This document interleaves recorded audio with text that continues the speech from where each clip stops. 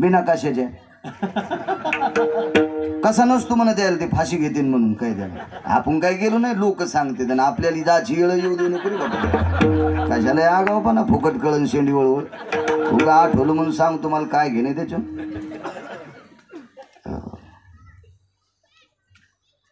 मारता येतं का आपल्याला एखाद्या ब्राह्मणाला नाही पण कळत न कळत काही झालेली पाप ब्रह्महत्ये समान असतात मग अशी पाप त्या मालकाचं मुख पाहिल्याच्या नंतर जातात काही मुद्दामच ब्राह्मण मारायचे आणि पंढरपूरला पाहायला जातील रूम न्यायच का काय असं कसं होईन ते काही जी पाप असतात कळत काही वाचिक मानसिक अशी पाप असतात ही सहज अनावधानानं होऊन गेलेली पाप त्या मालकाचं मुख बघितल्याच्या नंतर जातात कोटी ब्रह्महत्या मुख पाहता जाते ही त्या मुखात ताकद आहे मग ब्रह्महत्येचं पातक जर मुख पाहिल्याच्या नंतर जात असेल तर दुःख का जात नसावा शक्ती मोठी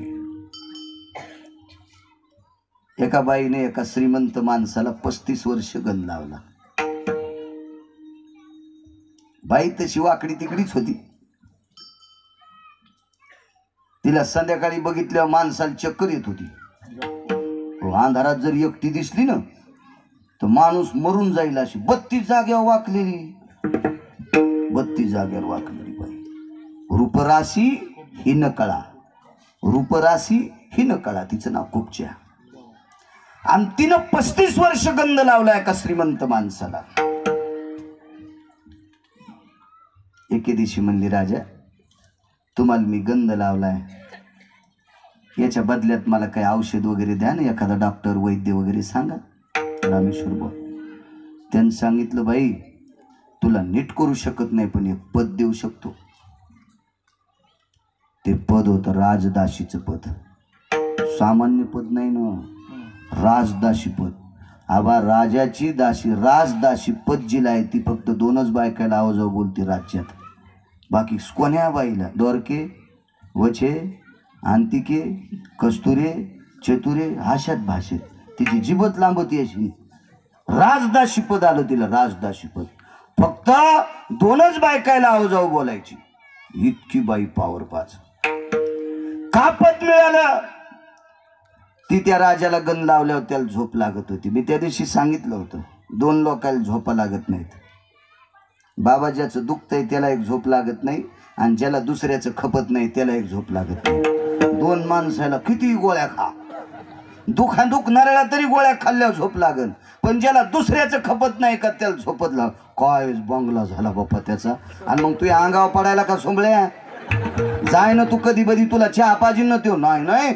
काय कलर बाबा डोळे दिपायले अशी काही काहीची आगाव पण आहे आणि कंस हा परद्वेषी होता त्याला दुसऱ्याचं खपत नव्हतं हिनं गंध लावला की त्याला झोप लागायची रे काळे बुवा म्हणून राजदाशी पदी दिली एके दिवशी माझा जगाचा मालक आला त्या नगरीमध्ये तो जगाचा मालक द्वारकाधीश श्रीकृष्ण परमात्मा ज्याला आपण गोविंद म्हणतो गोविंद नाव का प्राप्त झालं ब्रह्मदेवाने एके दिवशी आगावपणा केला देव बिले काही काही आगाव न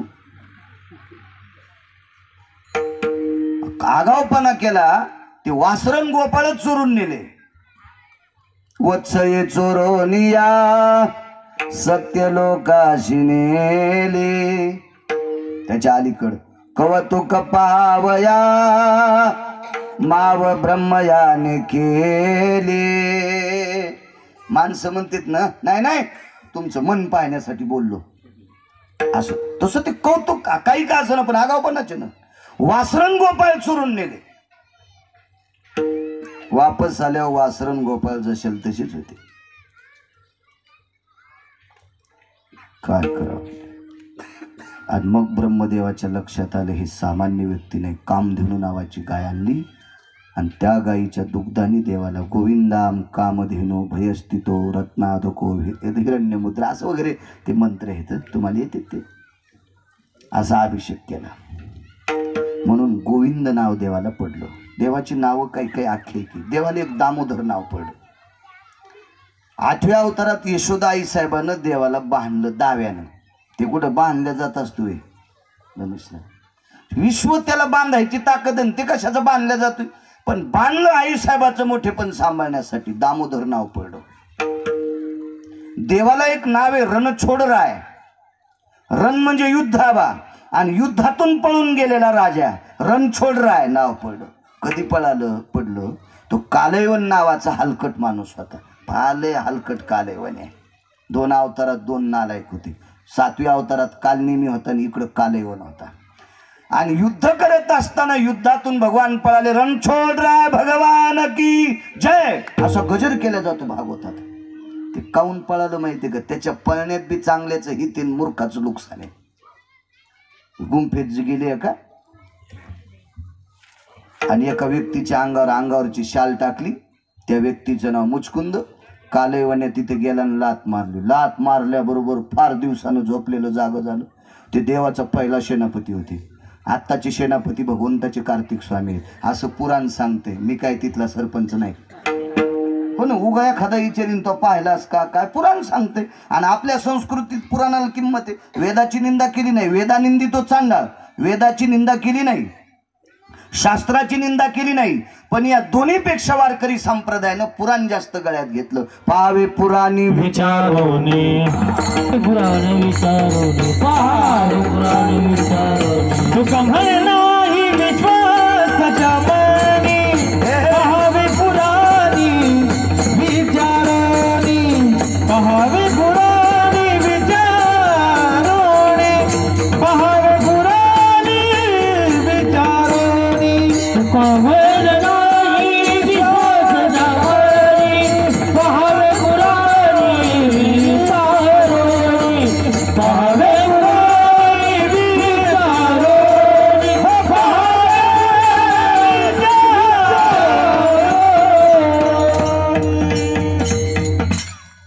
पुराण मात्र संप्रदायाने जास्त अंतकरणात धरलं. पुराणावर वारकरी संप्रदायाचा जास्त विश्वास. पुराण सांगते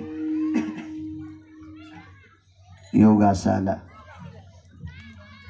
11 वर्ष 53 दिवसाच्या नंतर जगाचा मालक मथुरेत आला. 32 जाग्यावर वाकलेली बाई रथात पाहिलं देवाला. बघितल्याबरोबर गंध लावला. खरं ही 7व्या अवतारात जरशी आगावपणा करणारीच बाई होती. केलताच आगावपणा तिनं 7व्या अवतारात. बलराम दादाला बघितल्याबरोबर राग आलता तिचा. पण भगवंतानं सांगितलं पश्चातापेनं शुद्धता.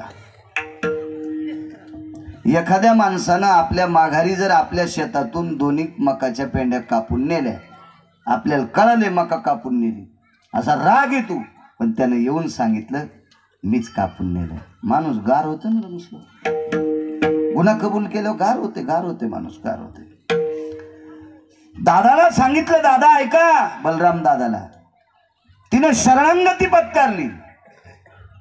आपला सत्कार करते, गंध लावते. मूर्खाच्या राजात आपण राज्याच्या नगरीत आलोत. कंसा नालायक होता. आणि नालायकाच्या नगरीत जर एखादी बाई देवाला गंध लावित असेल तर देवाला तिचा आदर करावाच लागेल. गंध स्वीकारला. आणि बाई काय अडचण आहे? काय नाही म्हणे. कन्हैया 32 जागेवर वाकलेली या नगरीच्या राजाला 35 वर्ष झालं गंध लावते रे. वाकलेलं बोट पण सरळ नाही केलं. देवानं सांगितलंय दुखणं नीट करू. आबा एकदाच गंध लावला आणि गंध लावता लावता त्याला असं पाहिलं. काय पाप संपलं. त्याने इथं दाढील धरली ना अशी वरी लोटली. Cut cut cut cut cut cut cut cut cut चट हाडच सरळ झाले. अंगावर जेसीबी घातली असती तरी नीट नसते झाली. 32 जागेवर वाकलेली बाई. पण दाढील धरली, हनवटील धरून लोटली. कट कट कट कट वाटी अशी भितडावर हाणली गंधाची. 35 वर्ष झालं म्हणली मेलेला गंध लावते. खाना खराब होऊ त्याचा. देव पुन्हा होता. या अशा शाद्याले बाका असतात जशा तुरहाट्यात मोडायला तशा कडा कडात सत्यानाश होऊ तिचा. हो जळून जाऊ तिचं घर. आणि तिच्या घरा शेजारी तू झोपडले वाचन का तिचं जळाले.